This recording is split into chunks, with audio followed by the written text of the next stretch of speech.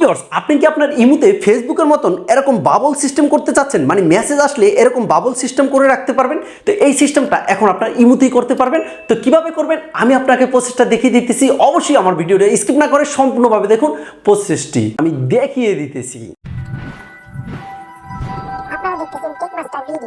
তো viewers, first of all কী করবেন, আপনার মোবাইলে ইমুতে আসবেন। তো আমি এখন ইমুতে ক্লিক করলাম। ইমুতে আসার পরে আপনারা কী করবেন, এই যে আপনাদের উপরে প্রোফাইল আছে, এই প্রোফাইলে ক্লিক করবেন। তো এখন আমি প্রোফাইলে আসলাম।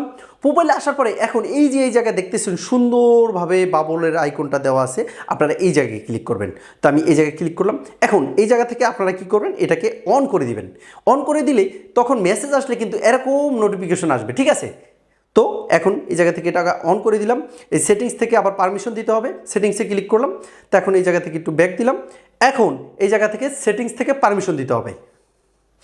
এখন একটু স্ক্রল করব। এই যে দেখেন, এই যে ইমো অপশনটা চলে এসেছে, আমি এটার উপরে ক্লিক করব। ক্লিক করার পরে এই জায়গা থেকে এটাকে অন করে দিতে হবে, আমি এটাকে অন করে দিলাম। তারপরে এই জায়গা থেকে সরাসরি বেরিয়ে আসবো, আবার বেরিয়ে আসবো। এখন বেরিয়ে আসার পরে কিন্তু আমাদের কাজ টোটালি শেষ। এখন যদি কেউ আমাকে ইমুতে SMS করে, ঠিক এই যে এরকম নোটিফিকেশন আসবে, এরকম বাবলের মতন আসবে, দেখতে পাচ্ছেন এই যে এরকম বাবলের মতন আসবে। তো ভিউয়ার্স, এই ছিল আজকে ছোট্ট টিপসটা।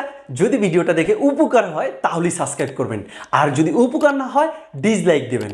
তো ভিউয়ার্স, আমি শাকিল, আজকের মতন আল্লাহ হাফেজ।